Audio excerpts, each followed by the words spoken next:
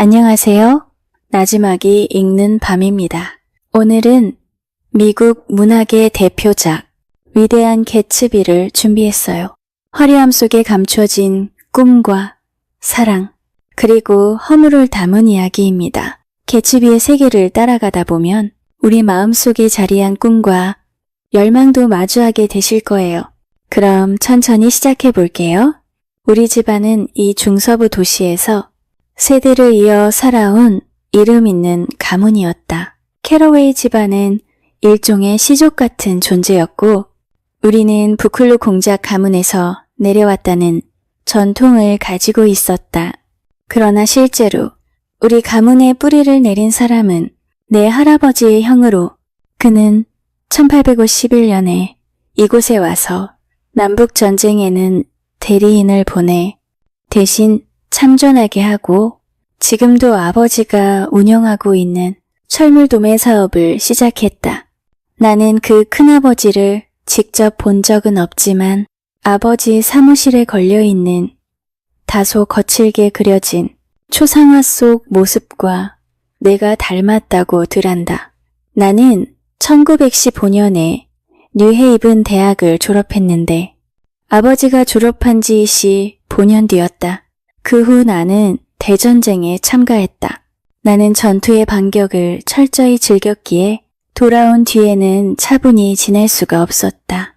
세계의 중심이라고 믿었던 중서부가 이제는 세상의 끝자락처럼 느껴졌기에 나는 동부로 가서 채권 사업을 배우기로 했다.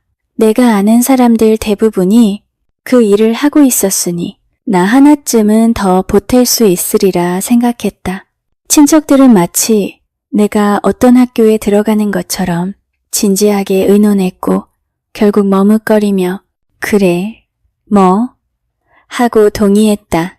아버지는 1년 동안 생활비를 대주겠다고 했고 여러 차례 지연 끝에 나는 1922년 봄 동부로 떠났다. 도시에서 방을 얻는 것이 현실적이었지만 따뜻한 계절이었고 갓 떠나온 고향에 넓은 잔디밭과 친근한 나무들이 그리워서 사무실 동료가 교회에서 함께 집을 얻자고 제안했을 때 좋은 생각이라고 여겼다. 그는 월세 $80짜리 낡은 판자집을 찾아냈으나 회사 명령으로 워싱턴으로 발령이 나버려 나는 홀로 교회로 나가게 되었다. 개 한 마리를 데리고 있었는데 며칠 만에 도망가 버렸고 오래된 다찌 자동차 한 대와 침대를 정리하고 아침을 차려주며 전기레인지 앞에서 핀란드 말로 혼잣말을 하던 핀란드 여자가 있었다. 처음 며칠은 외로웠다. 그러다 하루아침 나보다 최근에 이곳에 도착한 어떤 남자가 길에서 나를 불러세웠다. 웨스티에 그 마을로 가려면 어떻게 가나요? 그는 난처한 표정으로 물었다. 나는 길을 가르쳐 주었다. 그리고 걸음을 옮기며 더 이상 외롭지 않음을 느꼈다. 나는 길잡이이자 개척자, 첫 정착민이 되었다. 그는 무심코 내게 이웃의 일원이 되는 자유를 안겨주었던 것이다. 햇살과 나무에 우거지는 푸른 잎사귀들 속에서 마치 영화의 빠른 장면처럼 나는 여름과 함께 인생이 다시 시작된다는 익숙한 확신을 느꼈다. 읽을 것이 많았고 신선한 공기 속에서 건강을 누릴 수도 있었다. 나는 은행과 신용, 투자 증권에 관한 책 12권을 사서 서가의 새돈처럼 빛나는 붉고 금빛 표지로 줄 세워두었다. 마치 미다스나 모건, 메세나스만이 알던 비밀을 내게 풀어줄 것처럼 보였다. 나는 다른 책들도 많이 읽으리라 다짐했다. 대학 시절 나는 꽤 문학적이었고 어느 해에는 학교 신문에 엄숙한 논설을 쓰기도 했었다. 이제 다시 그런 것들을 삶 속으로 불러오고 세상에서 가장 제한된 전문가인 균형 잡힌 사람이 되려 했던 것이다. 우연히 내가 집을 얻은 곳은 북미에서 가장 특이한 마을 가운데 하나였다. 뉴욕 동쪽으로 뻗어나간 섬에는 특이한 땅의 형상이 2개 있었다. 도시에서 20마일쯤 떨어진 곳에 2개의 거대한 알 모양의 땅이 나란히 바다로 뻗어 있었다. 물새들에게는 그 모양이 신기할 만했지만 날개 없는 사람들에게는 비슷한 외양 속의 차이가 더 흥미로웠다. 나는 웨스트 에그에 살았다. 2 마을 중 덜 고급스러운 곳이었지만 그것만으로는 묘사하기 어려운 기묘한 분위기가 있었다. 내 집은 아래 끝자락에 있었고 소리만 들리면 닿을 거리의 바닷가에 있었다. 주변에는 여름 한철 임대료가 수천 달러에 이르는 대저택들이 줄지어 있었다. 내 오른편에는 노르망디의 시청을 본뜬 거대한 건물이 있었는데 새로 지어진 탓에 담쟁이가 갓 올라오고 있었고 대리석 수영장과 40에이커가 넘는 정원과 잔디밭을 갖춘 곳이었다. 그곳이 바로 개츠비의 저택이었다. 당시 나는 개츠비를 알지 못했기에 그저 그 이름의 신사가 사는 집이라 여겼다.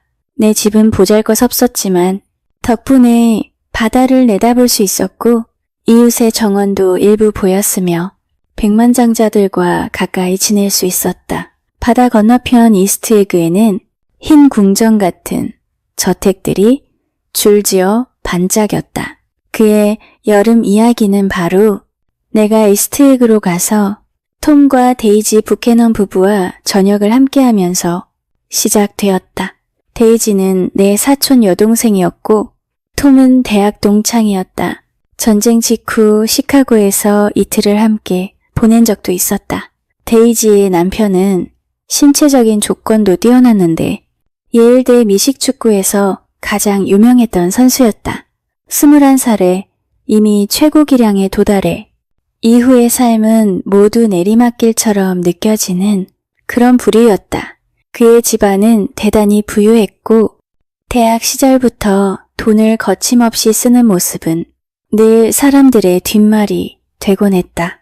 이제 그는 시카고를 떠나 동부로 왔는데 그 방식이 남다르게 눈길을 끌었다.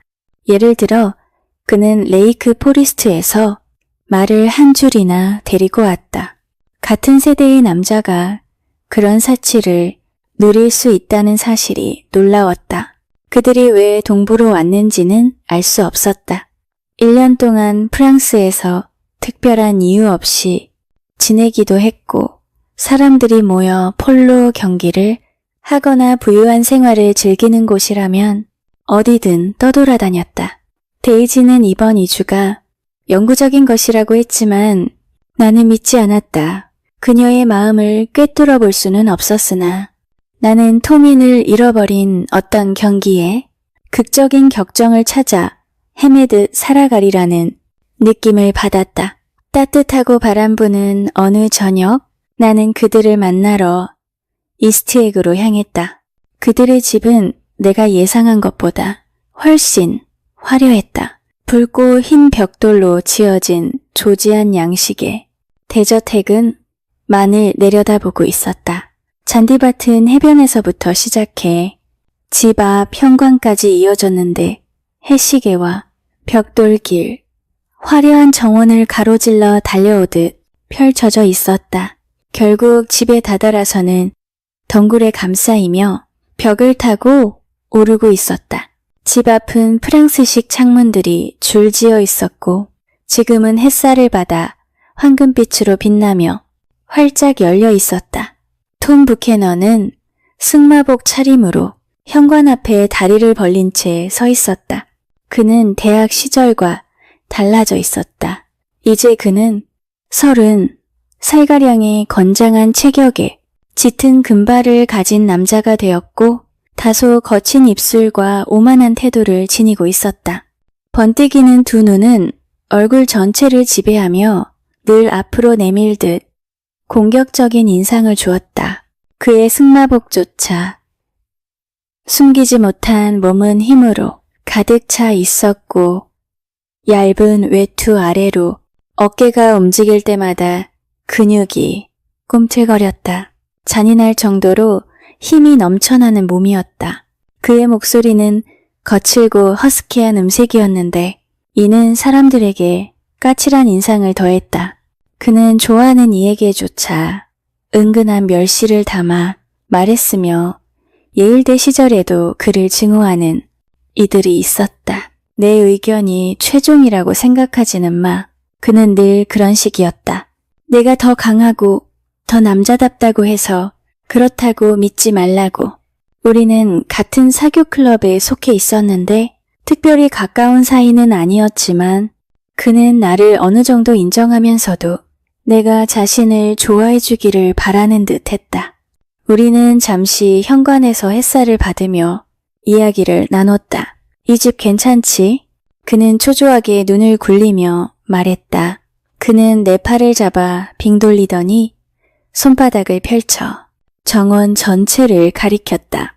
해변 가까이에 자리한 이탈리아식 정원, 진한 장미꽃이 가득한 반에이커의 화단, 그리고 바다에 떠있는 모터보트까지 포함된 전경을 보여주었다.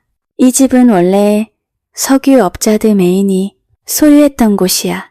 그는 다시 나를 돌려세우더니 다소 무뚝뚝하게 말했다. 안으로 들어가자.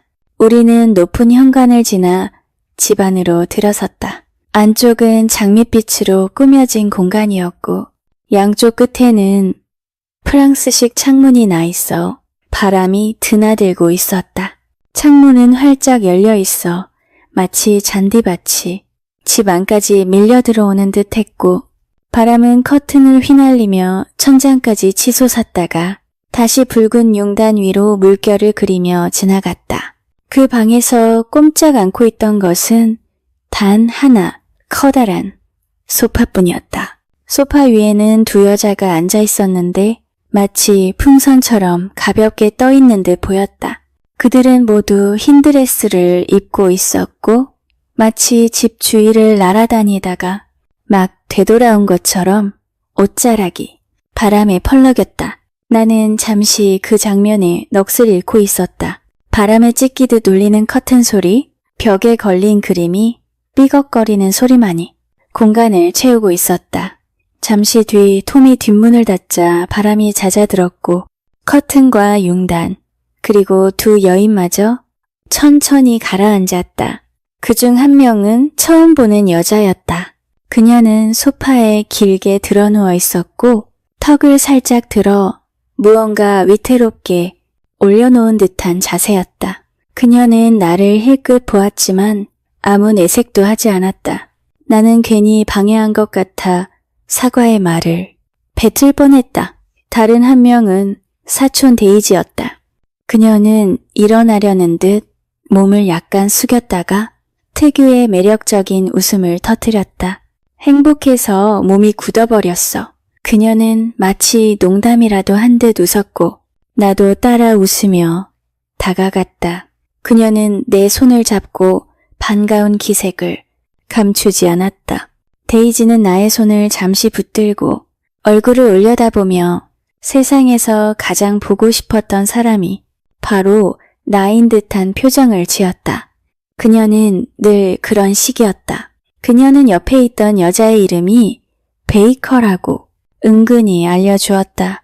사람들은 종종 데이지가 낮은 목소리로 속삭이는 이유가 듣는 이로 하여금 더 가까이 다가오게 만들려는 의도라고 말하곤 했지만 그 매력은 줄어들지 않았다. 베이커 양은 입술을 살짝 움직이며 고개를 끄덕였고 곧 다시 턱을 치켜들며 균형을 잡았다. 그녀는 마치 머리 위에 얹힌 무언가가 흔들려 떨어질까봐 신경 쓰는 듯 했다. 나는 또 사과의 말을 하려다가 멈췄다. 스스로에게 충분한 듯 태연하게 구는 모습에는 늘 경외심이 일기 마련이었으니까 나는 다시 사촌 데이지를 바라보았다. 그녀는 낮고 떨리는 목소리로 나에게 질문을 던지기 시작했다. 그 목소리는 귀를 사로잡아 위아래로 흔들며 마치 두 번 다시 들을 수 없는 음계처럼 들렸다. 그녀의 얼굴은 슬프면서도 아름다웠다. 반짝이는 눈, 열정적인 입술. 그러나 그 목소리에는 잊히기 어려운 흥분이 담겨 있었다. 마치 방금 전에도 흥미로운 일을 했고 앞으로도 흥미로운 일이 닥쳐올 것임을 암시하는 듯했다. 나는 동부로 오는 길에 시카고에 잠시 들렀고 그곳에서 사람들이 그녀에게 안부를 전해왔다고 이야기했다. 그들이 날 그리워했니? 그녀는 환호하듯 물었다. 도시 전체가 쓸쓸히했어. 자동차 뒷바퀴를 검게 칠해 상복을 표시할 정도였지. 밤마다 북쪽 해안에서는 울음소리가 그치지 않고 흘러나왔어. 정말 멋지다. 내일 당장 돌아가자. 톰! 그녀는 갑자기 외쳤다가 이내 엉뚱하게 덧붙였다. 아, 그렇지. 넌 우리 아기를 봐야 해. 보고 싶네. 지금은 자고 있어. 이제 3살이 됐어. 한 번도 본 적 없지. 한 번도 꼭 봐야 해. 우리 딸은 데이지가 말을 잇기도 전에 톰 부캐넌이 방안을 어슬렁거리며 내 어깨에 손을 올렸다. 지금 뭐 하고 있어니? 채권 업무를 배우고 있어. 어디서? 나는 회사 이름을 말했다. 들어본 적 없군. 그는 단호하게 잘라 말했다. 그 말에 나는 기분이 상했다. 곧 알게 될 거야. 나는 짧게 대답했다. 동부에 계속 있다 보면 알게 되겠지. 그럼 난 동부에 눌러 앉을 거니까 걱정 마. 그는 데이지를 힐끗 보고 다시 나를 보며 덧붙였다. 다른 데 가서 살면 바보지. 이때까지 침묵하던 베이커 양이 갑자기 맞아요 하고 외쳤다. 나도 놀랄 정도였다. 그녀 자신도 놀랐는지 하품을 하더니 민첩하게 일어나 몸을 풀었다. 몸이 뻣뻣해. 기억도 안 날 만큼 오랫동안 저 소파에 누워 있었거든. 나를 보지 마. 데이지가 대꾸했다. 오늘 하루 종일 너를 뉴욕으로 끌고 가려고 했는데 꿈쩍도 안 하잖아. 괜찮아, 고마워. 나 요즘은 절대 술 안 마셔. 베이커 양은 갓 들어온 칵테일 잔들을 물리치며 말했다. 그녀의 태도에 톰은 믿을 수 없다는 듯 웃으며 잔을 비웠다. 네가 뭘 해낸다는 게 도무지 이해가 안 되는군. 나는 베이커 양을 다시 바라보았다. 그녀는 마른 체형의 작은 가슴을 가진 자세가 꼿꼿한 여자였다.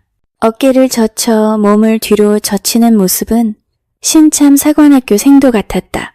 햇볕에 그을린 회색 눈은 예의 바른 호기심으로 나를 바라보고 있었고 창백하면서도 매력적인 얼굴은 어딘가 불만스러워 보였다.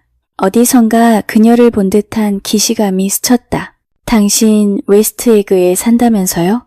그녀가 다소 경멸하듯 말했다. 나 거기 아는 사람 있어. 나는 아무도 몰라. 개츠비 알잖아. 개츠비? 데이지가 물었다.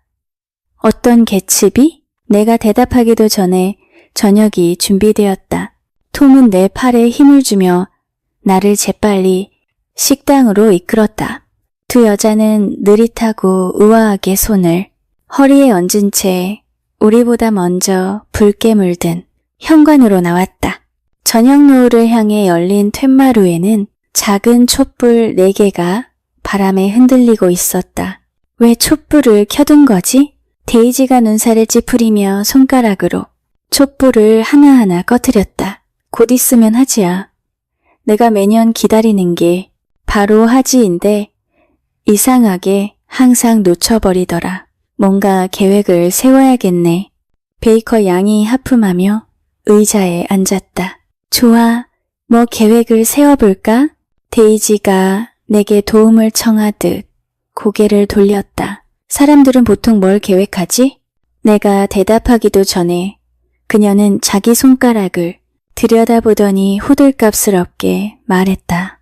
어머, 손가락이 멍들었잖아. 우리가 모두 들여다보니 그녀의 마디가 검푸르게 멍들어 있었다. 톰, 당신이 그랬잖아. 데이지가 따지듯 말했다. 고의가 아니라는 건 알지만 그래도 사실이잖아. 내가 이런 괴물 같은 남자랑 결혼했으니 당연한 결과지. 그 단어 싫어. 톰이 인상을 쓰며 말했다. 괴물이라는 말, 농담이라도 하지 마. 괴물. 데이지가 다시 중얼거렸다. 때때로 데이지와 베이커 양은 동시에 말했는데 그것은 잡담이라기보다는 은근한 농담처럼 흘러나왔다. 흰 옷차림만큼이나 시원한 말투와 욕망이라고는 느껴지지 않는 눈빛 속에서 오가는 대화였다. 그들은 그저 이곳에 있었고 톰과 나를 받아들이되 억지로 즐겁게 하거나 즐거워하려 애쓰지 않았다. 그들에게 중요한 건 곧 저녁이 끝나고 이어서 밤도 끝나고 그리고 모든 것이 무심히 흘러간다는 사실뿐이었다. 중서부의 밤처럼 조급하게 흘러가는 것도 아니고 실망과 불안 속에 다치는 것도 아니었다. 나는 두 번째 잔의 와인을 마시며 말했다. 데이지, 너 때문에 내가 미개인처럼 느껴져. 농사 얘기 같은 건 못하니? 그저 농담 삼아 한 말이었는데 예상치 못한 반응이 돌아왔다. 문명이 무너지고 있어. 톰이 갑자기 거칠게 외쳤다. 요즘 세상에 비관적인 생각만 드는군. 너 고다드라는 사람의 유색 제국의 흥기라는 책 읽어봤어? 아니, 나는 그의 격앙된 말투에 놀라 대답했다. 정말 좋은 책이야. 다들 읽어야 해. 우리가 조심하지 않으면 백인 종족이 완전히 사라지고 말 거야. 과학적으로 증명된 사실이야. 톰, 점점 심오해지는 걸. 데이지가 시큰둥하게 말했다. 긴 단어들이 가득한 책을 읽더니 달라졌네. 이건 과학적 연구라고. 톰은 짜증 섞인 눈빛으로 그녀를 흘겨보며 계속했다. 우리가 지배 종족이니만큼 주의를 기울이지 않으면 다른 종족들이 세상을 차지할 거야. 그럼 짓눌러야지. 데이지가 태양을 향해 윙크하며 장난스럽게 속삭였다. 당신은 차라리 캘리포니아에 살았어야 해. 베이커 양이 말을 꺼내려 했지만 톰이 무겁게 몸을 움직이며 끊어버렸다. 우리는 노르딕 쪽이야. 나도 그렇고 너도 그렇고 너도 그렇지. 그는 잠시 머뭇거리다 데이지까지 고개를 끄덕이며 포함시켰다. 우리가 바로 문명을 만들어 온 사람들이야. 과학, 예술, 모든 것 말이지. 그의 집중된 모습은 오히려 안쓰럽게 보였다. 마치 예전의 자기 만족으로는 부족해 이제는 낡은 관념까지 붙잡으려는 듯했다. 그때 안쪽에서 전화벨이 요란하게 울렸다. 집사가 툇마루를 떠나 안으로 들어가자 데이지는 곧장 내 쪽으로 몸을 기울였다. 가족 비밀 하나 알려줄까? 그녀는 신나게 속삭였다. 집사의 코 얘기야. 들어볼래? 오늘 밤 이 집에 온 이유가 바로 그거야. 원래 그는 집사가 아니었어. 뉴욕에서 은식기 닦는 일을 했는데 하루 종일 닦다 보니 결국 코가 상해버린 거지. 점점 심해졌군. 베이커 양이 거들었다. 그래, 점점 심해져서 결국 그만두게 됐대. 잠시 동안 그녀의 얼굴에 마지막 햇살이 내려앉아 로맨틱하게 빛났다. 나는 숨을 죽이며 그 목소리를 따라갔다. 그러나 곧 햇살은 사라지고 아이들이 저녁 무렵 골목길을 떠나듯 그녀의 얼굴에서 빛이 빠져나갔다. 집사가 돌아와 톰의 귓가에 무언가를 속삭였다. 톰은 인상을 찌푸리며 의자를 밀치고 말없이 안으로 들어갔다. 그러자 데이지는 다시 빛나는 목소리로 나를 향해 말했다. 닉, 당신이 우리 식탁에 앉아있으니 너무 좋아. 당신은 장미 같아. 그렇지 않니? 그녀는 베이커 양을 향해 확인하듯 물었다. 정말 장미 같지 않아? 물론 사실이 아니었다. 나는 장미와 전혀 닮지 않았다. 그녀의 말은 즉흥적이었지만 듣는 이의 마음을 덮이는 묘한 힘이 있었다. 곧 데이지는 식탁볼을 탁 하고 내려놓고 자리를 떠났다. 베이커 양과 나는 의미 없는 시선을 주고받았다. 내가 말을 꺼내려 하자 그녀가 손가락을 입술에 대며 속삭였다. 쉿! 안쪽 방에서 은밀하고 격정적인 속삭임이 들려왔다. 베이커 양은 부끄러움도 없이 귀를 기울였다. 목소리는 높아졌다 가라앉았다가 다시 격렬해졌다가 마침내 완전히 끊겼다. 그 개츠비라는 사람이 바로 제 이웃이에요. 내가 말을 꺼내려는 순간 말하지 마. 무슨 일이 벌어지는지 듣고 싶어. 베이커 양이 고개를 내밀며 속삭였다. 무슨 일이 벌어지고 있는 거야?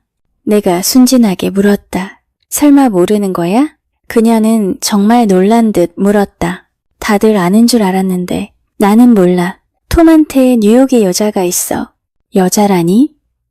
나는 어리둥절하게 되물었다. 베이커 양은 고개를 끄덕였다.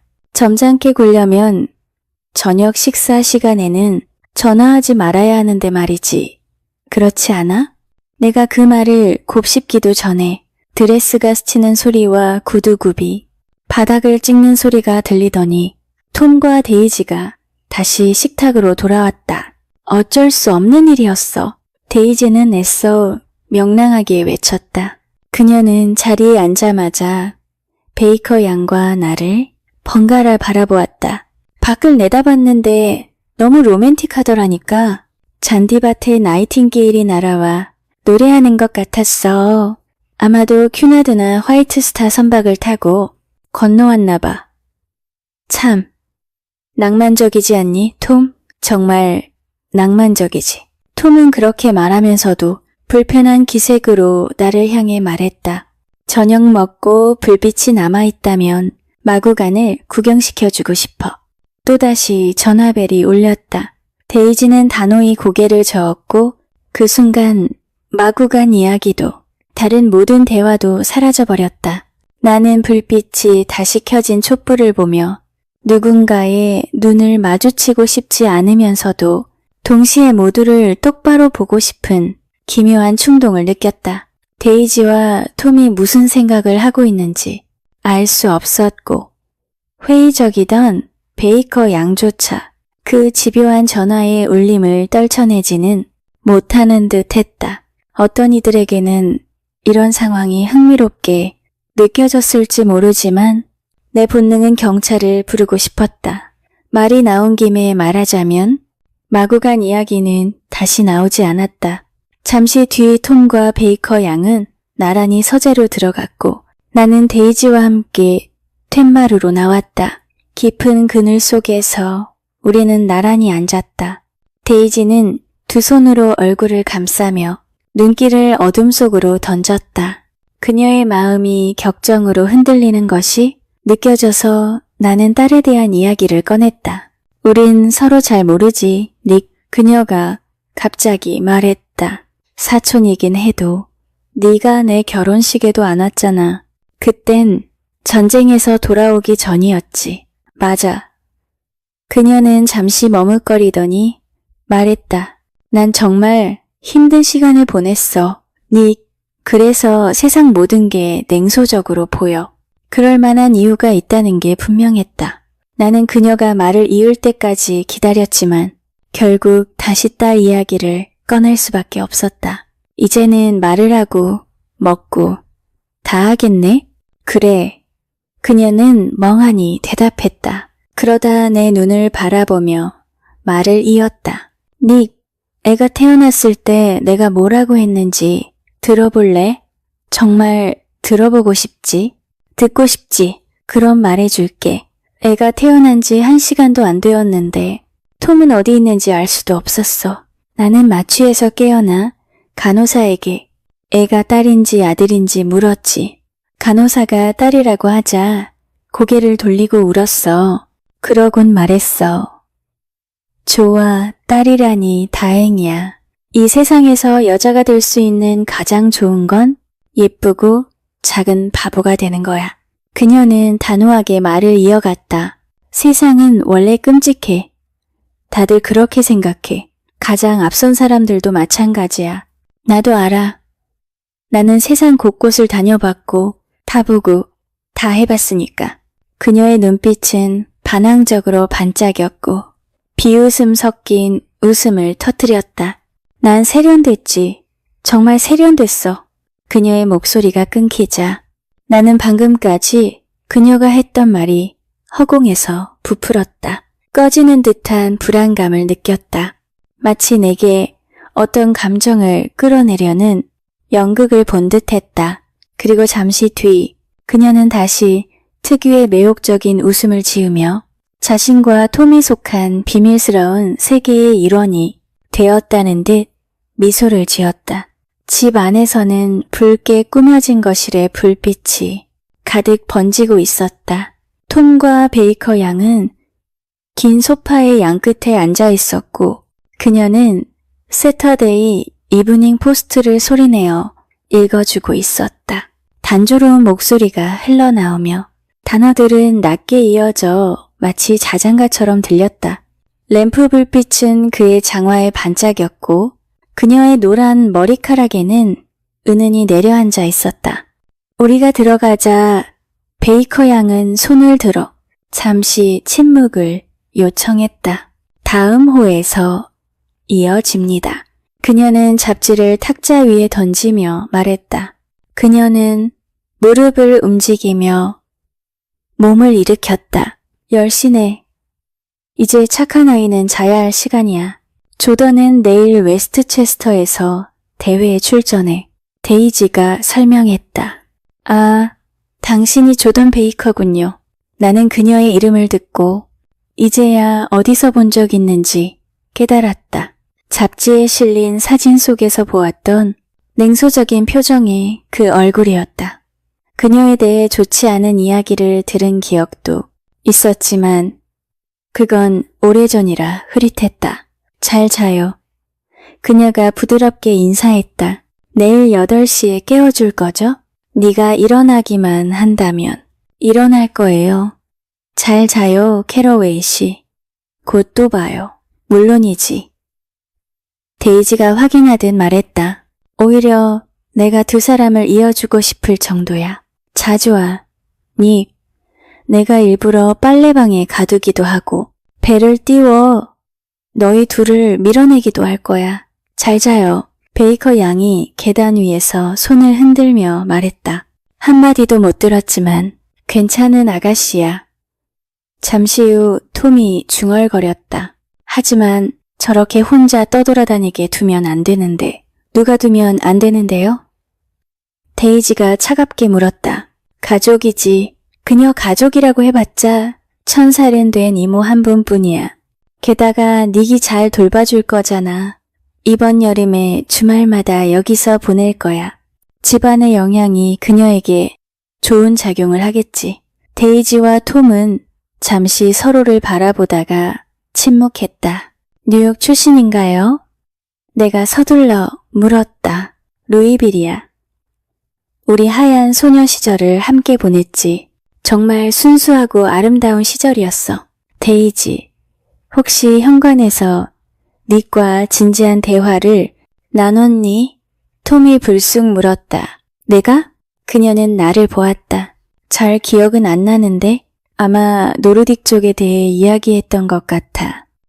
닉, 듣는 얘기 다 믿지 마. 톰이 충고하듯 말했다. 난 아무 얘기도 못 들었어. 나는 가볍게 받아쳤다. 잠시 후 나는 자리에서 일어나 집으로 돌아가려 했다. 그들은 현관까지 배웅 나왔고 나란히 서서 환한 불빛 속에 서 있었다. 내가 차 시동을 걸자 데이지가 갑자기 불렀다. 잠깐, 닉? 중요한 걸 물어봐야 해. 서쪽에서 어떤 여자와 약혼했다는 소문이 있던데 사실이야? 맞아. 톰이 친절하게 거들었다. 우린 네가 약혼했다고 들었어. 터무니없는 소문이야. 난 너무 가난해서 결혼할 수 없어. 하지만 우리가 들었는데 데이지가 꽃처럼 다시 피어나며 말했다. 세 사람한테서 들었어. 그러니 사실일 거야. 나는 그들이 무슨 말을 하는지 알았지만 약혼한 적은 없었다. 그 소문 때문에 동부로 온 이유도 있었다. 헛소문 때문에 오래된 친구들과의 관계를 끊을 수는 없었지만 그렇다고 해서 떠밀리듯 결혼할 생각도 없었다. 그들의 관심은 나를 조금은 감동시켰지만 나는 집으로 돌아가는 길에 혼란스럽고 불쾌한 기분을 지울 수 없었다. 내가 보기엔 데이지는 아이를 안고 집을 뛰쳐나와야 마땅했지만 그녀에게 그런 의도는 전혀 없어 보였다. 톰이 뉴욕에 여자를 두고 있다는 사실도 놀랍다기보다는 책 한 권의 영향을 받아 심각해진 그의 모습이 더 의외였다. 밤이 깊어 돌아오는 길은 차분하고 어두웠다.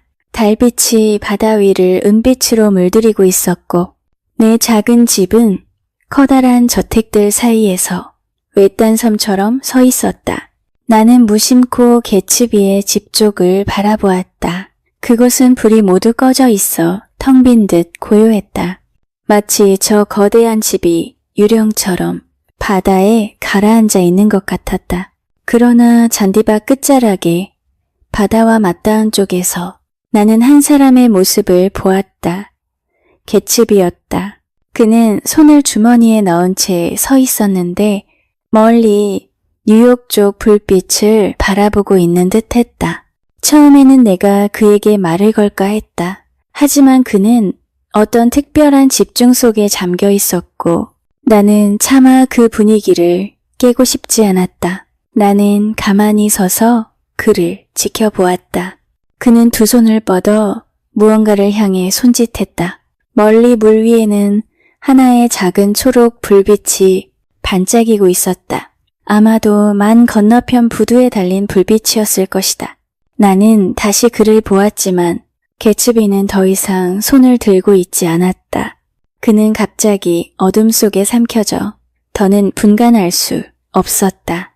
밤바다는 고요했고 나는 오직 개츠비가 바라보던 그 희미한 초록빛만을 기억하며 집 안으로 들어갔다. 웨스트 에그와 뉴욕을 오가는 길 한가운데에는 황량한 황무지가 펼쳐져 있었다. 도심의 고급스러운 길도 아니고 부두의 활기찬 풍경도 아닌 죽어가는 땅이었다. 재와 먼지가 소용돌이치며 언덕을 이루고 집의 굴뚝과 벽처럼 쌓여 있었다. 사람들은 그 재 속에서 기어나오듯 모습을 드러냈고 자동차는 뿌연 연기를 내뿜으며 기운 없이 움직였다. 그 황무지 위를 가로지르는 것은 철도였다. 그 길을 달리는 기차 창문 너머로 보이는 풍경은 항상 같은 풍경이었다. 황무지 한가운데에는 괴이한 두 눈이 있었다. 커다란 안경 너머로 파랗게 그려진 두 눈이 하늘을 응시하듯 떠 있었는데 그것은 오래전에 세워진 광고판이었다. 윌슨 박사의 안경 광고로 이제는 색이 바래고 먼지에 덮여 있었지만 여전히 길 위를 내려다보고 있었다.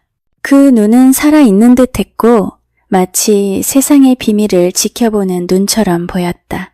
그날 나는 톰과 함께 뉴욕으로 가는 길에 있었다. 그는 불현듯 기차에서 내려야겠다며 나를 따라오게 했다. 우리가 내린 곳은 황무지에 있는 작은 역이었다. 그곳에는 자동차 정비소가 있었고 석탄 먼지와 기름 냄새가 가득했다. 정비소는 낡고 허름했으며 기름때 묻은 창 너머로 창백한 얼굴의 남자가 고개를 내밀었다. 그는 조지 윌슨이었다. 마치 그 황무지의 일부처럼 색이 바래고 지쳐 보였다. 그의 눈에는 무력감이 어려 있었고 몸 전체가 희미하게 흐려져 있었다. 안녕 윌슨, 톰이 무뚝뚝하게 인사했다. 윌슨은 손에 묻은 기름을 닦으며 나왔다. 톰씨, 차는 잘 있습니다. 부품만 들어오면 바로 고칠 수 있어요. 그래, 곧 처리해. 톰은 그를 거들떠보지도 않고 대답했다. 윌슨의 아내는 정반대였다. 그녀는 30살쯤 되어 보였는데 살집이 있고 당당한 기운이 넘쳤다. 얼굴에는 활기가 흘렀고 농담 섞인 목소리와 굵은 몸짓으로 방안을 가득 채웠다. 그녀는 톰과 눈길을 마주치더니 잠시 후 그와 은밀한 기색을 주고받았다. 곧 우리는 함께 뉴욕으로 향했다. 톰은 그녀를 대놓고 데리고 가면서도 거리낌이 없었다. 마치 그녀가 아내 데이지보다 더 당당하게 그의 곁에 설 자격이 있는 사람이라는 듯했다. 우리는 기차를 타고 뉴욕으로 향했다. 톰은 윌슨의 아내 머트를 태연하게 곁에 두었고 사람들의 시선 따위는 개의치 않았다. 그녀는 평소보다 화려한 옷차림을 하고 있었고 이미 도시의 공기 속에서 기운을 얻는 듯 보였다. 펜실베이니아 역에 도착하자 톰은 택시를 잡아탔다. 우리는 맨해튼의 한 고급 애완동물 가게 앞에 잠시 들렀다. 톰은 무심하게 개 한 마리를 골랐는데 그 강아지는 아직 너무 어려 눈을 반쯤 감고 있었다. 그는 돈을 던져주듯 계산하고는 강아지를 신문지에 싸서 머틀에게 안겨주었다. 이런 게 집에 있어야 제대로 된 가정이지. 톰은 만족스럽게 중얼거렸다. 머틀은 강아지를 꼭 끌어안으며 웃었다. 그녀의 얼굴에는 활기가 넘쳐 흘렀다. 우리는 곧 렉싱턴 애비뉴에 있는 아파트로 향했다. 톰이 마련해둔 은밀한 장소였다. 건물은 낡았지만 그 안의 아파트는 지나치게 장식되어 있었다. 값싼 가구와 진부한 그림들이 어지럽게 놓여 있었고 지나치게 화려한 커튼과 램프가 방 안을 답답하게 만들었다. 그러나 머틀은 그곳이 궁전인 양 의기양양했다. 곧 몇몇 사람들이 모여들었다. 머틀은 언니 캐서린을 불러왔고 윌슨 부부와 가까이 지내던 맥키 부부도 초대되었다. 아파트 안은 담배 연기와 웃음소리로 가득 찼다.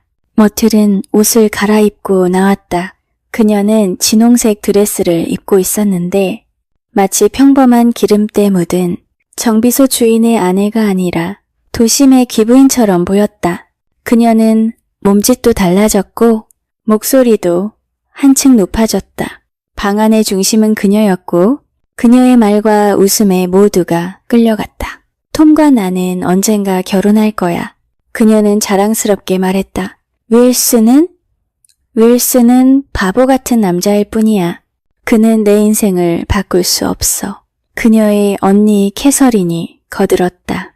톰은 데이지와 절대 이혼하지 않을 거야. 데이지는 가톨릭이거든.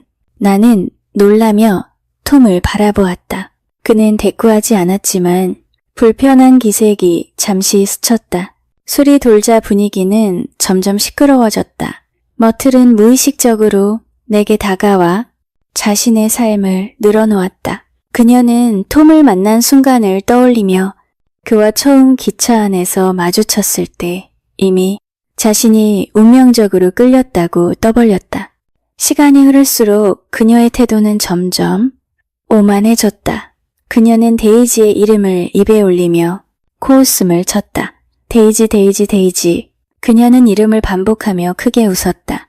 그 순간 톰의 얼굴이 굳어졌다. 그는 갑자기 손을 휘둘러 머틀의 얼굴을 세차게 때렸다.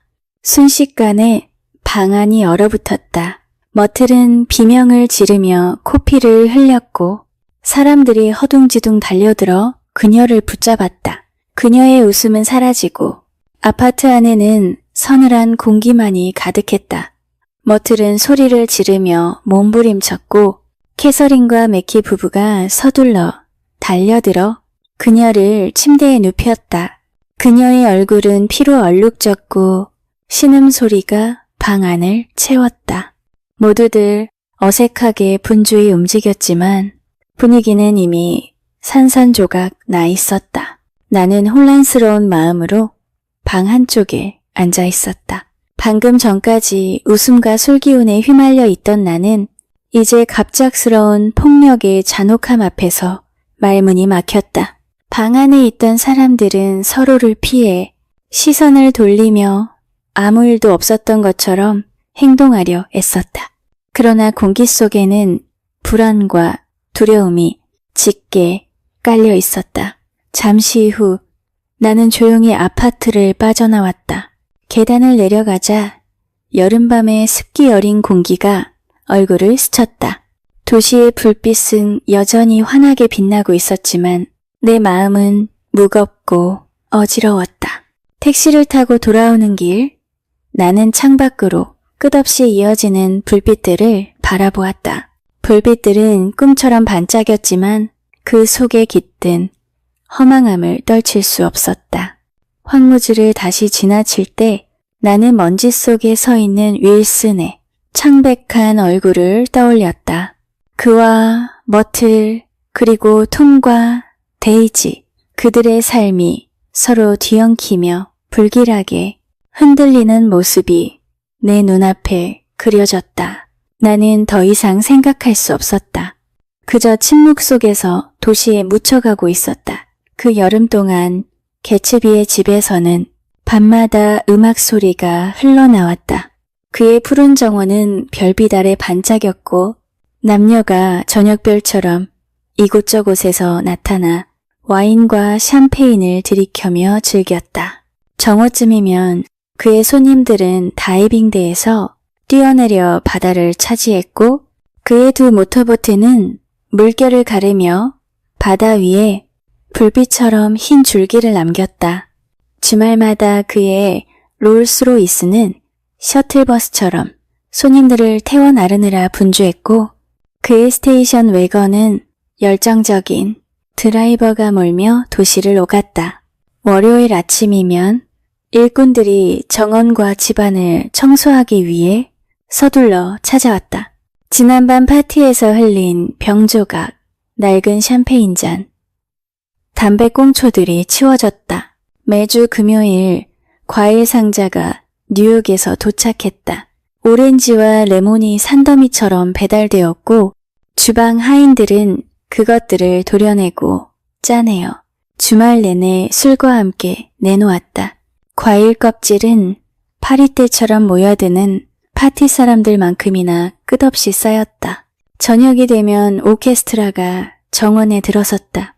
단순한 5인조가 아니라 오보에와 트롬본, 색소폰과 바이올린까지 갖춘 본격적인 악단이었다.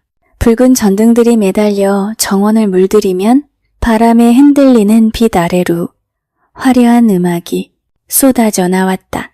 그리고 파티는 시작되었다. 게스트들은 거의 초대받은 적이 없었다.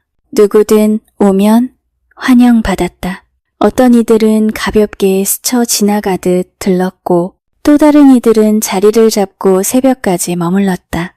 오직 나는 정식으로 초대를 받은 드문 손님이었다. 어느 날 아침 개츠비의 운전사가 내 집에 와서 하얀 봉투를 내밀었다. 그것은 정중하게 적힌 초대장이었고 개츠비가 직접 내게 와주기를 바란다고 쓰여 있었다. 나는 호기심을 감출 수 없었다. 그 주 토요일 저녁 나는 차려입고 개츠비의 집을 향했다. 토요일 저녁 나는 개츠비의 저택으로 갔다. 정원은 이미 사람들로 가득했고 음악은 공기 속에서 폭죽처럼 터져 흩날렸다. 낯선 얼굴들이 웃고 떠들며 정원과 홀을 메우고 있었는데 모두가 화려하게 차려입은 모습이었다. 나는 그곳에서 조던 베이커를 만났다. 그녀 역시 초대를 받았다고 했다. 우리는 함께 정원을 돌아다니며 파티 구경을 했다. 사람들은 우리와 마찬가지로 대부분 개츠비를 직접 본 적이 없었고 오직 그에 대한 소문만이 무성했다. 그는 사람을 죽인 적이 있대. 누군가 속삭였다. 아니야, 독일 스파이였대. 다른 사람이 맞섰다. 전쟁 중에 영웅이었다더라. 또 다른 소문이 흘렀다. 사람들은 마치 전설 속 인물을 말하듯 개츠비를 이야기했다. 그러나 아무도 그가 어디 있는지, 지금 무엇을 하고 있는지는 알지 못했다. 조던과 나는 호기심에 이끌려 안으로 들어갔다. 홀은 황금빛 조명으로 가득했고 음악은 점점 더 빠르고 흥겨워졌다. 식탁에는 온갖 음식이 넘쳐났고 샴페인 병은 끊임없이 열리고 있었다. 우리는 바 위에 앉아 있던 어떤 군인을 붙잡아 물었다. 개츠비 씨를 본 적 있나요? 그는 고개를 저었다. 본 적은 없어. 하지만 그는 분명 대단한 사람이야. 이 모든 걸 봐. 이런 집을 가진 사람이라니. 조던은 한숨을 쉬며 웃었다. 정말 신기하지 않아? 사람들은 그를 만나지도 않았는데 이미 전설처럼 떠들어대잖아. 우리는 결국 파티의 가장자리에 앉아 사람들의 물결을 바라보았다. 모두들 개츠비의 존재를 찾아 헤매는 듯 했지만 정작 그 누구도 그를 직접 가리키지 못했다. 나는 한쪽 구석에 앉아 샴페인을 마시고 있었다. 그때 내 옆에 앉은 어떤 신사가 나를 향해 미소 지으며 말을 걸었다. 실례하지만 혹시 저를 찾고 계셨습니까? 나는 놀라며 고개를 돌렸다. 그는 평범하게 보였지만 단정한 옷차림을 한 남자였다. 얼굴에는 친절한 기색이 서려 있었고 태도는 조용하면서도 자신감이 있었다. 아, 실은 개츠비 씨를 만나고 싶었습니다. 내가 말했다. 제가 바로 개츠비입니다. 나는 순간 얼어붙었다.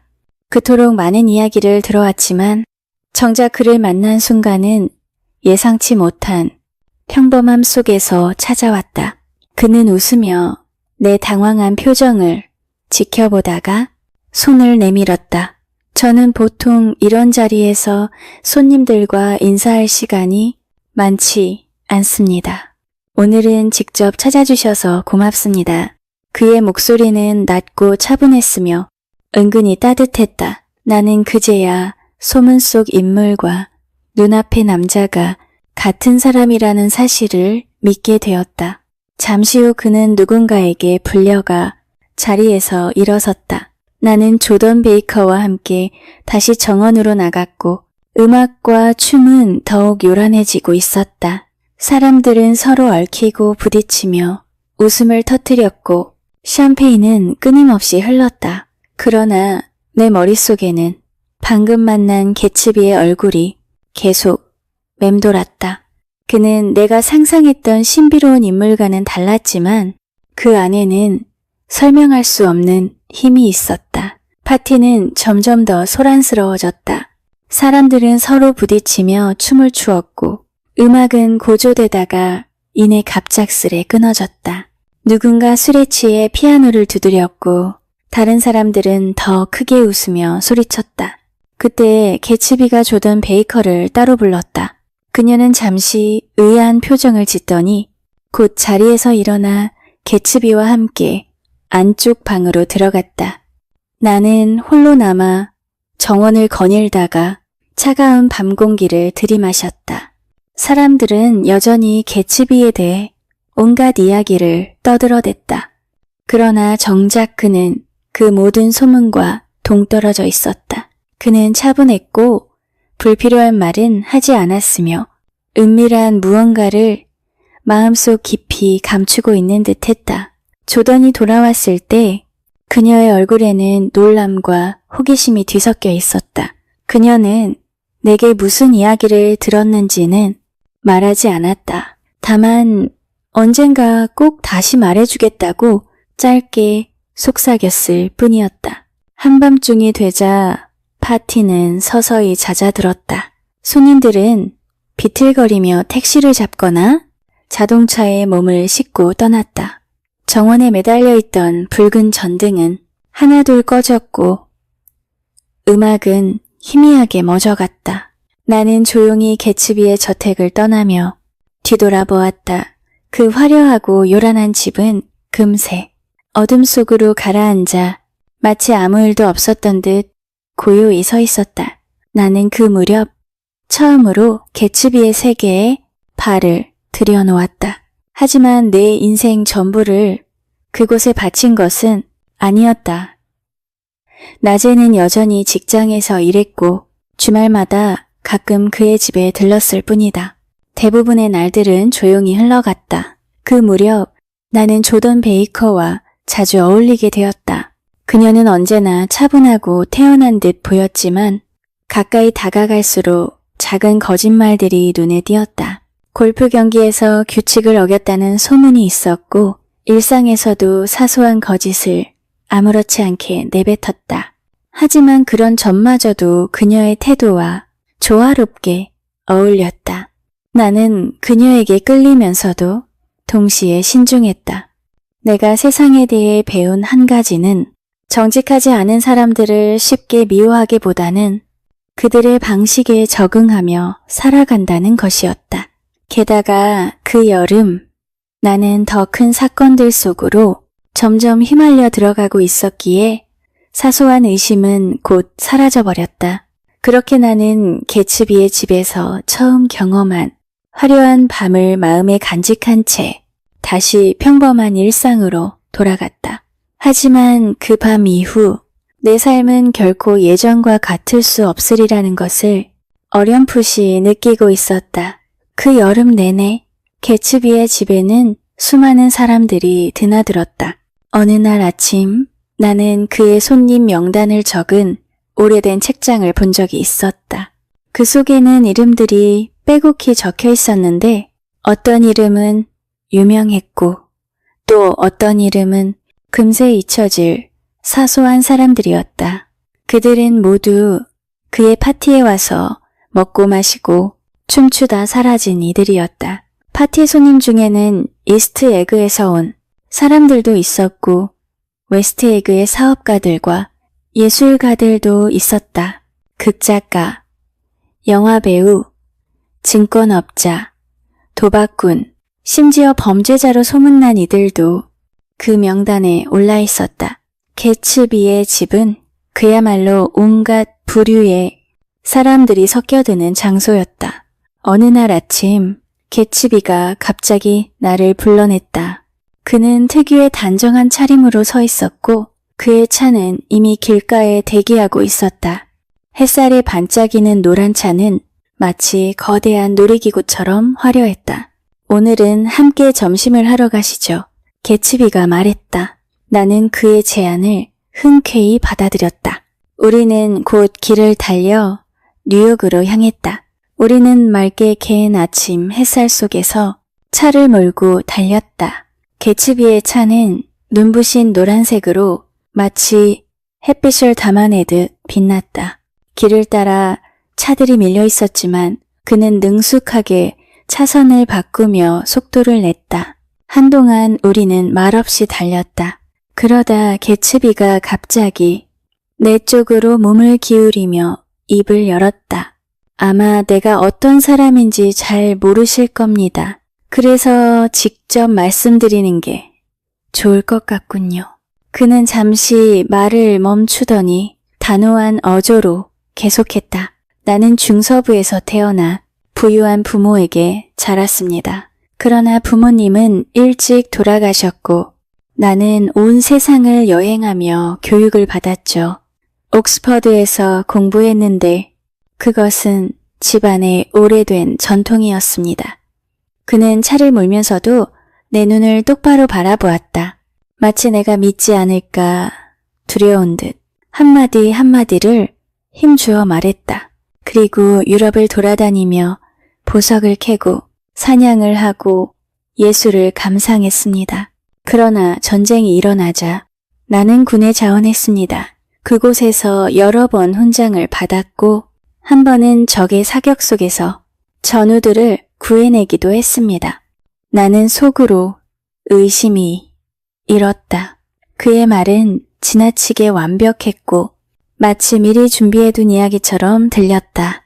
그러나 동시에 그의 태도에는 묘한 진실성이 묻어 있었다. 그는 내 반응을 살피며 주머니에서 낡은 메달 하나를 꺼내 보였다. 그것은 전쟁 중 받은 훈장이었고 그 위에는 분명한 글자가 새겨져 있었다. 이것을 보십시오.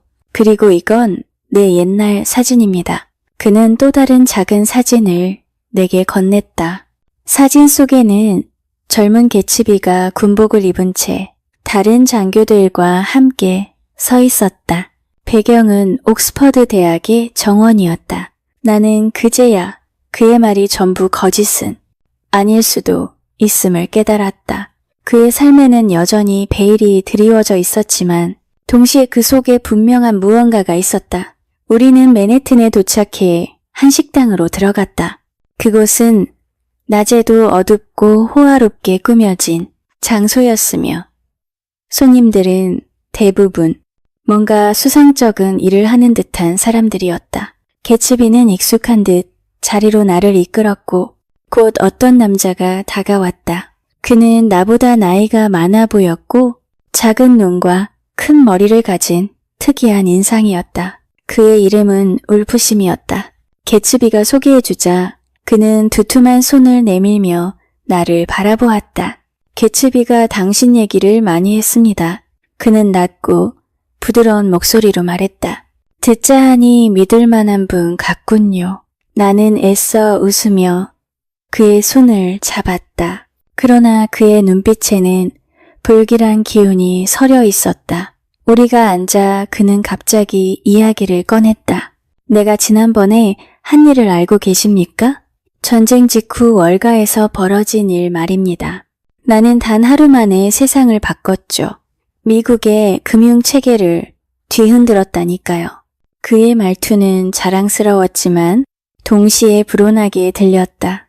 그는 계속해서 주식과 채권 그리고 불법적인 거래에 대해 은근히 암시했다. 나는 불편했지만 개츠비는 마치 익숙한 이야기인 듯 아무렇지 않게 듣고 있었다. 식사를 마치고 나오는 길, 나는 속으로 의문을 감추지 못했다.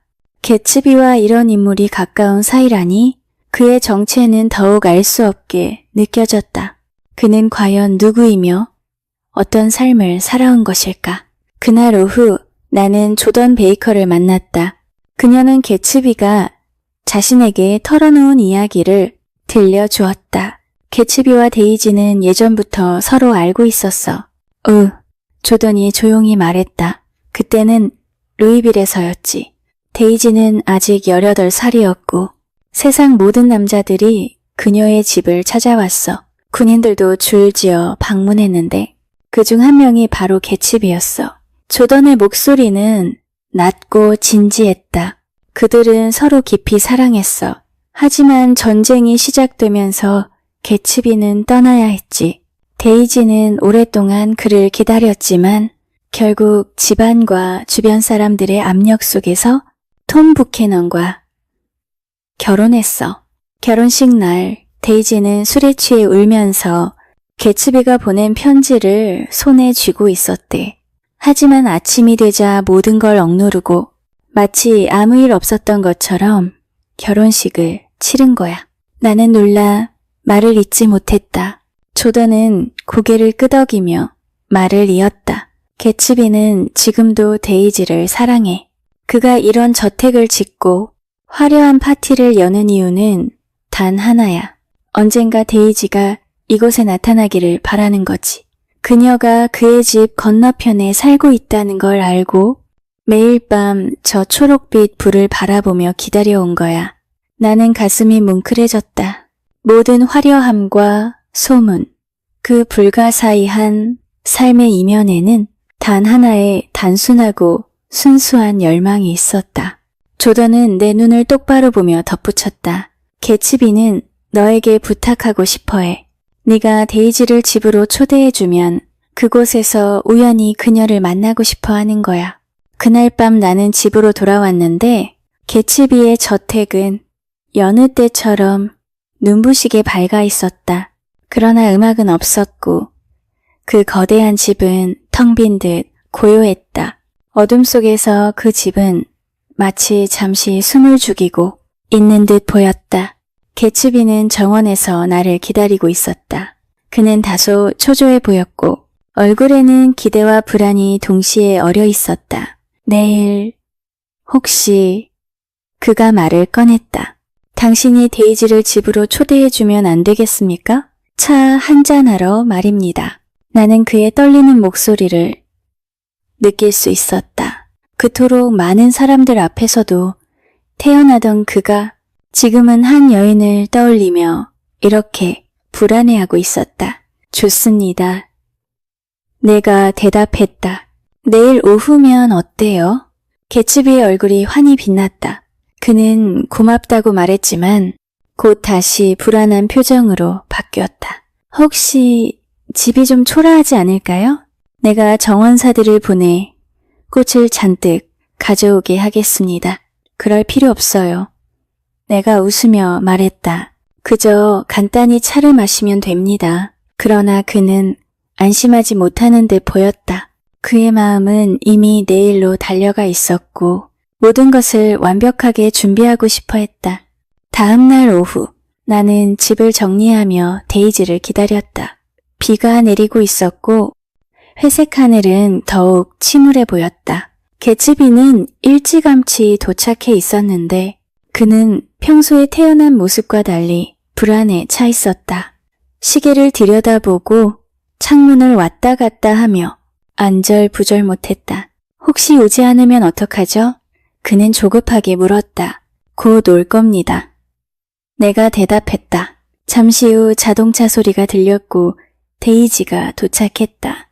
그녀는 흰 옷을 입고 있었고 얼굴에는 긴장과 설렘이 뒤섞여 있었다. 나는 그녀를 맞으며 거실로 안내했다. 그러나 개츠비는 보이지 않았다.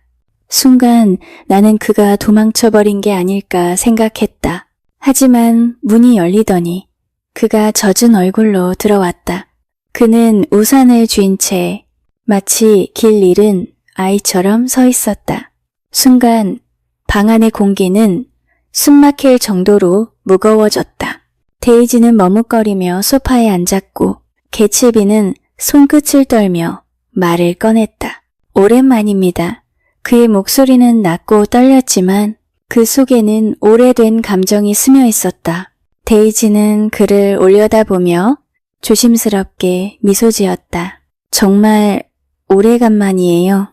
그 순간 나는 방 안에 두 사람이 나를 전혀 의식하지 않는다는 것을 깨달았다. 그들의 시선은 오직 서로에게만 닿아 있었고 나는 그저 어색한 침묵 속의 방해물일 뿐이었다.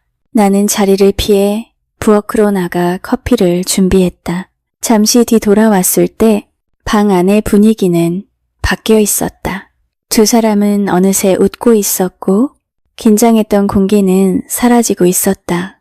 마치 시간이 되돌아가 그들이 처음 사랑에 빠졌던 순간으로 돌아간 듯 했다. 잠시 뒤 개츠비는 우리를 자기 집으로 초대했다.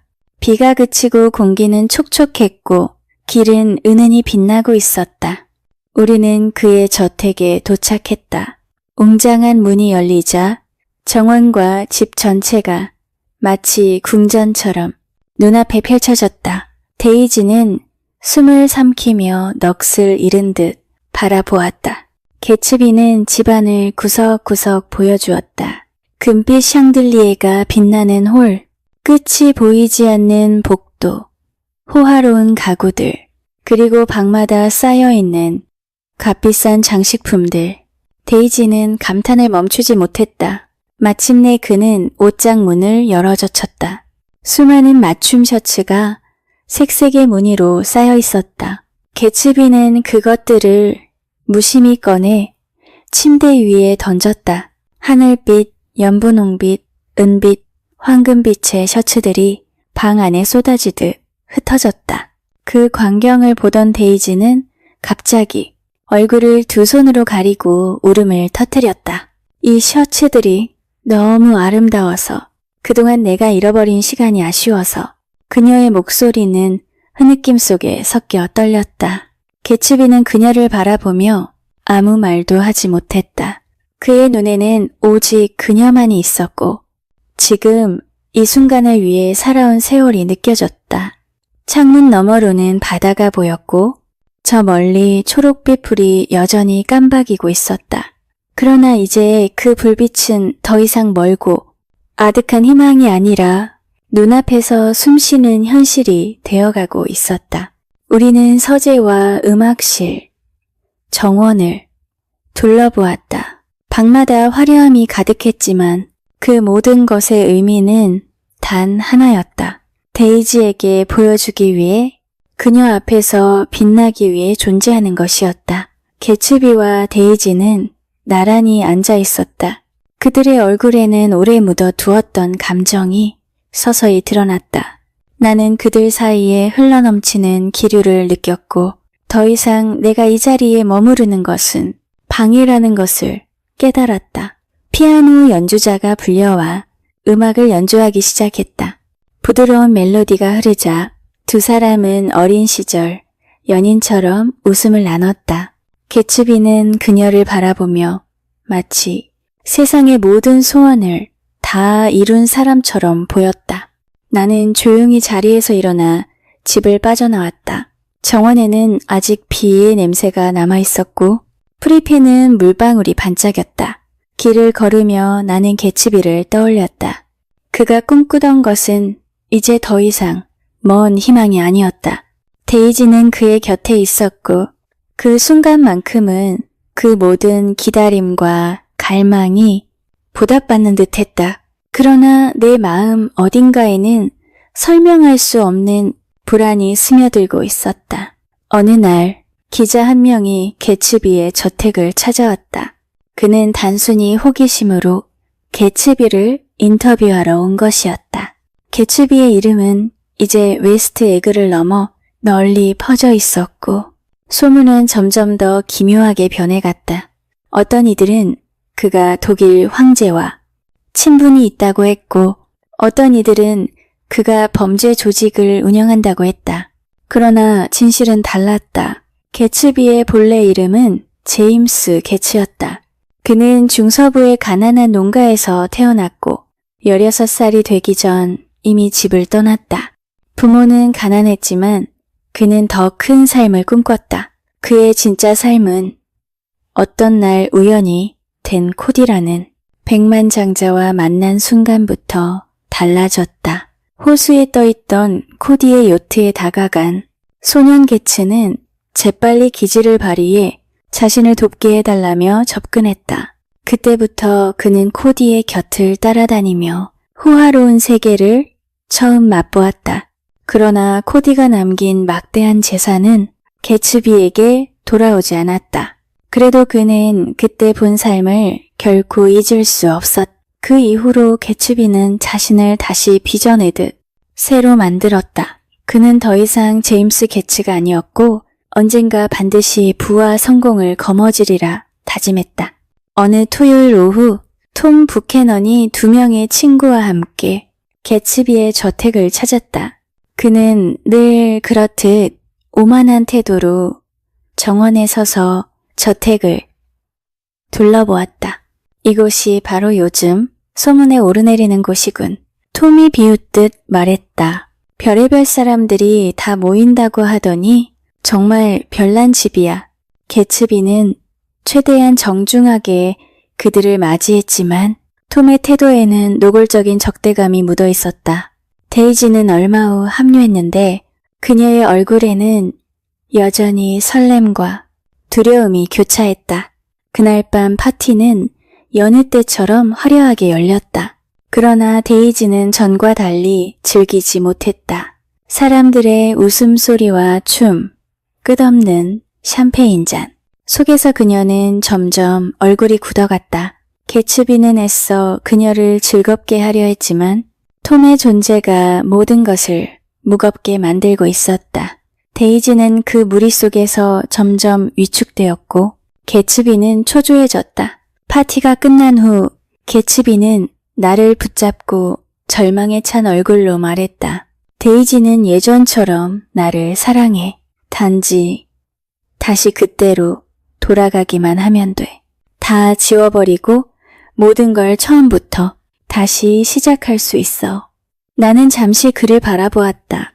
그의 목소리에는 확신이 가득했지만 동시에 불가능한 꿈을 붙잡고 있는 듯한 불안이 배어 있었다. 개츠비, 과거는 그대로 되돌릴 수 없어. 내가 조심스레 말했다. 그는 단호하게 고개를 저었다. 아니야. 할 수 있어. 과거를 다시 불러올 수 있어. 데이지와 나는 그때로 돌아갈 거야. 며칠 뒤 개츠비와 데이지는 다시 만났다. 그러나 그들의 사이에는 미묘한 긴장이 흘렀다. 데이지는 개츠비를 여전히 따뜻한 눈빛으로 바라보았지만 동시에 톰과의 삶에서 완전히 벗어나지 못한 듯 했다. 개츠비는 그녀가 자신의 꿈속에서처럼 오직 자신만을 선택하기를 바랐다. 그는 끊임없이 데이지가 톰을 한 번도 사랑한 적이 없다고 확인받으려 했다. 하지만 데이지의 눈길은 흔들렸고 대답은 망설임 속에서 애매하게 흘러나왔다. 그날 저녁 개츠비는 내 집 정원에서 나와 이야기를 나누었다. 그는 초록빛 불이 깜박이는 호수 건너편을 바라보며 조용히 중얼거렸다. 데이지는 결국 나와 함께 할 거야.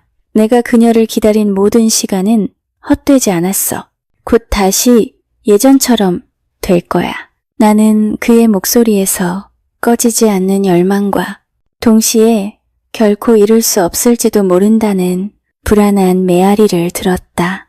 그러나 그는 끝까지 믿고 있었다. 자신이 만들어온 꿈을 현실로 끌어낼 수 있다고. 여름이 깊어가면서 개츠비의 집은 갑자기 달라졌다. 매일 밤 불타오르던 파티는 더 이상 열리지 않았고 오케스트라의 음악도 웃음소리도 사라졌다. 정원은 고요했고 손님들의 행렬도 끊겼다. 사람들은 수군거렸다.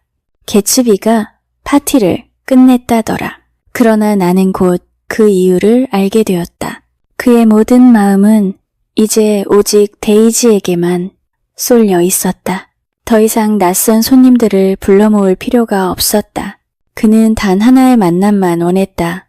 어느 날 나는 부캐넌 부부의 집으로 초대받았다. 무더운 오후였고 공기는 뜨겁고 무겁게 내려앉아 있었다.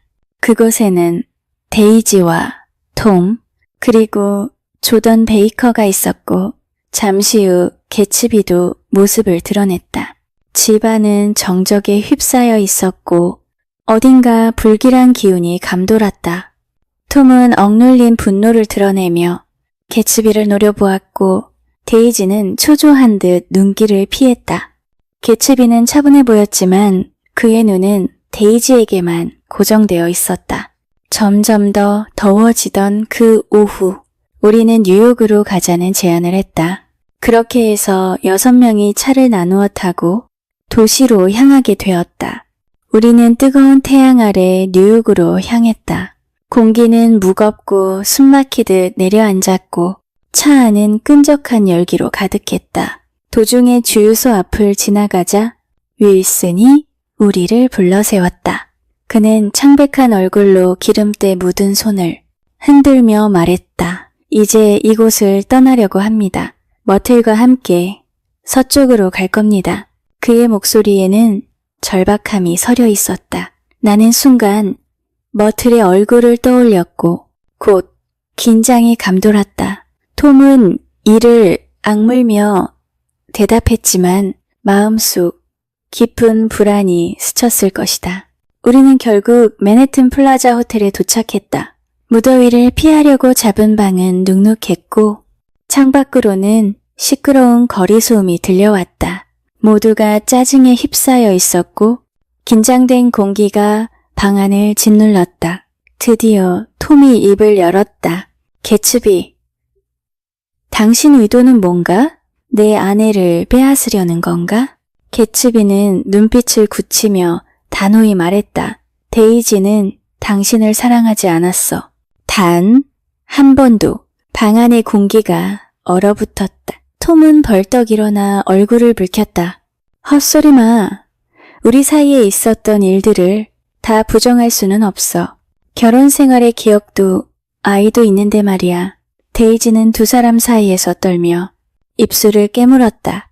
그녀는 한순간 개츠비를 향해 손을 뻗었지만 곧 주저하며 시선을 떨구었다. 개츠비는 절박하게 외쳤다. 데이지, 그에게는 사랑이 없었다고 말해. 지금이라도 말해줘. 데이지의 눈에는 눈물이 맺혔다. 그녀는 낮게 떨리는 목소리로 속삭였다. 개츠비, 나는 한때 그를 사랑했어. 하지만 지금은 당신도 사랑해. 개츠비의 얼굴은 창백해졌다. 그토록 완벽하게 믿어왔던 꿈이 균열 나는 순간이었다. 톰은 비웃음을 터뜨리며 의자에 몸을 던졌다. 봤나? 당신의 환상은 끝났어. 이제 데이지는 나와 함께 집으로 돌아갈 거다. 호텔에서의 격렬한 대립 뒤 우리는 저녁 무렵 다시 길을 나섰다. 하늘은 붉게 물들어 있었고 공기는 여전히 뜨거웠다. 모두가 지쳐 있었고 무언가 불길한 그림자가 우리 위에 드리워진 듯했다. 길가의 주유소 앞에는 윌슨이 서 있었다. 그는 창백하고 불안한 얼굴로 우리 차들을 바라보았다. 머틀은 집 안에 있었는데 그녀는 초조하게 창밖을 내다보고 있었다. 잠시 후 한 대의 노란 차가 빠른 속도로 길을 달려왔다. 머틀은 그것을 보자마자 밖으로 뛰쳐나왔다.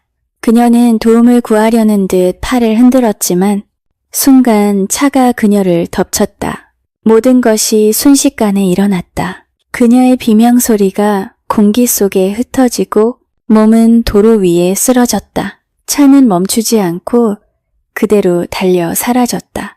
곧 우리는 현장에 도착했다. 사람들은 비명을 지르며 모여들었고 윌슨은 무너져 내리듯 아내의 몸을 끌어안았다. 그의 울음은 땅을 흔드는 듯 처절했다. 나는 충격에 말을 잃었다. 그러나 더 큰 충격은 그 차가 바로 개츠비의 차였다는 사실이었다. 하지만 운전대를 잡고 있던 사람은 데이지였다. 개츠비는 내게만 조용히 고백했다. 그녀가 운전했어. 하지만 내가 책임질 거야. 모든 걸 내가 감당할 거야. 그의 목소리는 여전히 단호했다. 그러나 그의 눈빛은 깊은 슬픔과 불안으로 물들어 있었다. 밤이 깊어 돌아오는 길, 나는 거의 잠들지 못했다. 창밖은 어두웠고 머릿속에는 호텔에서의 충돌과 머틀의 죽음이 계속 맴돌았다. 새벽 무렵 나는 더는 참을 수 없어 개츠비의 집으로 향했다. 그는 여전히 잠을 이루지 못한 듯 정원에 서 있었다. 그의 얼굴은 창백했고 눈에는 피곤이 어렸지만 그 시선은 멀리 데이지의 집 쪽을 향하고 있었다. 그녀가 무사한지 확인하려고 여기서 밤새 지켜보고 있었소. 개츠비가 낮게 말했다. 톰이 무슨 짓을 할지 몰라서 말이오. 나는 가슴이 무겁게 내려앉았다. 데이지는 이미 톰과 함께 있었다. 그 집 안에서 그들은 같은 창문 아래서 나란히 앉아 있었다. 내가 본 그 모습은 적어도 겉으로는 화해한 부부의 그림자였다. 그러나 개츠비는 여전히 희망을 놓지 않았다. 그는 내게 옛 이야기를 들려주기 시작했다. 내가 데이지를 처음 만난 건 전쟁에 나가기 전 루이빌에서였소. 그녀는 내게 세상 전부였지. 나는 가난했지만 그 사실을 그녀가 알지 못하게 숨겼소. 그녀를 잃지 않기 위해선 무엇이든 할 수 있었으니까. 그의 목소리는 멀리 흐르는 강물처럼 차분했지만 그 속에는 절절한 열망이 숨어 있었다. 나는 그때부터 그녀를 되찾기 위해 살았소. 전쟁이 끝나고 돌아왔을 때 그녀가 다른 남자와 결혼했다는 걸 알았을 때조차도 나는 포기하지 않았소. 모든 건 잠시 길을 잃었을 뿐이라고 믿었소. 그래서 나는 이 집을 세우고 그녀가 다시 내 곁에 오기를 기다린 거요.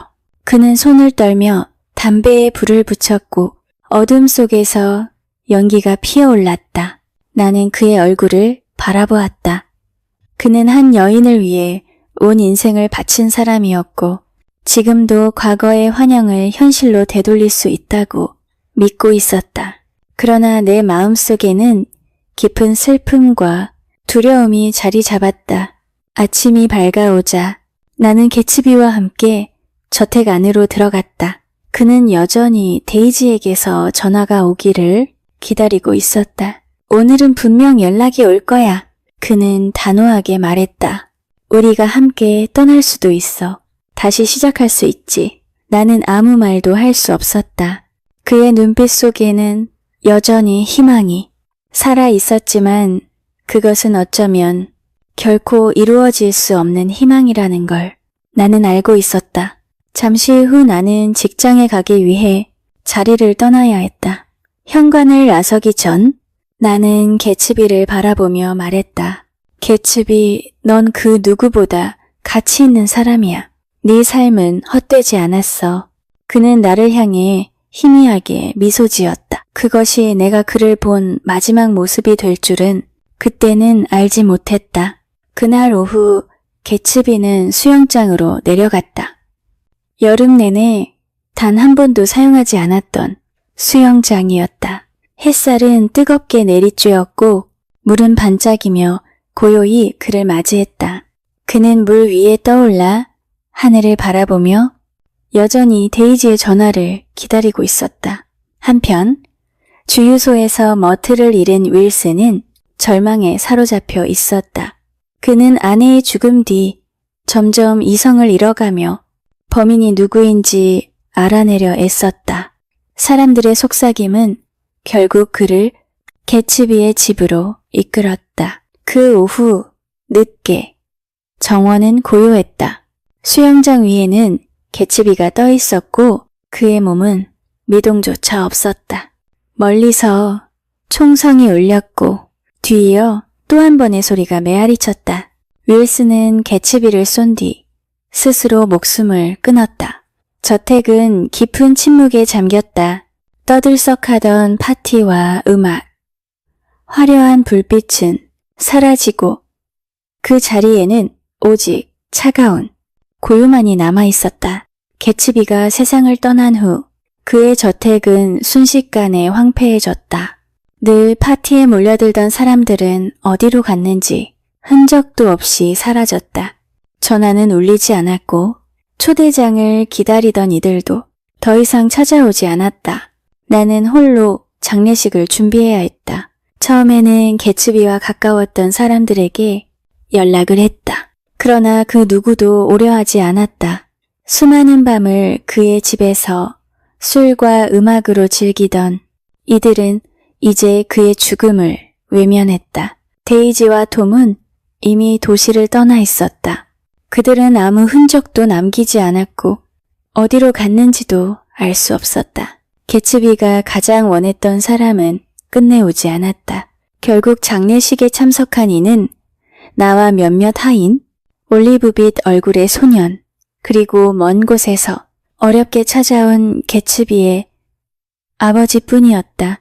그의 아버지는 손에 낡은 책 한 권을 들고 있었다. 그 속에는 젊은 날 개츠비가 적어둔 계획표가 있었다. 일찍 일어나 공부하기, 운동하기, 규칙적인 생활을 지키기. 그것은 가난한 소년이 더 나은 삶을 꿈꾸며 다짐했던 흔적이었다. 나는 그 낡은 페이지를 들여다보며 깊은 슬픔에 잠겼다. 결국 그가 쫓아온 모든 화려함은 사라졌지만 그 시작에는 단순하고 순수한 열망이 있었다는 사실이 마음을 아프게 했다.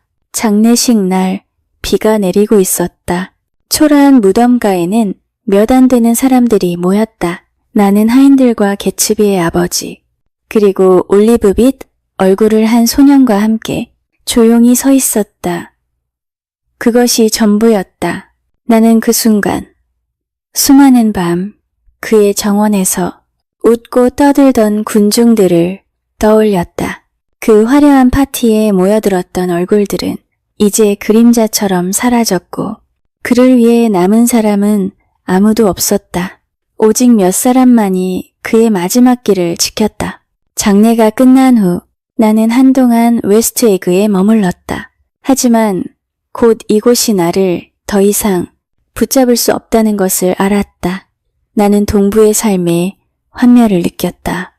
이곳 사람들의 허영과 잔혹함, 그리고 그 속에서 무너져간 개츠비의 꿈은 내게 깊은 상처를 남겼다. 마지막 밤, 나는 개츠비의 저택 앞에 서 있었다. 어둠 속에서 호수 건너편 초록빛 불이 여전히 깜박이고 있었다. 그것은 개츠비가 끝없이 바라보던 빛이었다. 그는 그 불빛을 통해 미래를 보았고 그곳에 닿기 위해 온 생애를 걸었다. 그러나 그 빛은 결코 손에 닿지 않았다. 그것은 언제나 멀리 있었고 그를 끊임없이 유혹하면서도 결코 완전히 다가오지 않았다. 나는 조용히 중얼거렸다. 개츠비는 위대한 사람이었다. 그의 꿈은 단순했지만 그 누구보다도 순수했다. 우리는 모두 앞으로 밀려가지만 결국 끊임없이 과거로 되돌아간다. 개츠비의 이야기는 끝났지만 그의 꿈은 여전히 어딘가에서 반짝이고 있었다. 이렇게 위대한 개츠비 이야기가 끝이 납니다. 화려한 빛과 허무함 사이에서 끝까지 꿈을 줬던 한 사람의 삶을 떠올리게 되네요. 그의 열망은 사라졌지만 남겨진 질문들은 여전히 우리의 마음속에 오래 남는 것 같아요.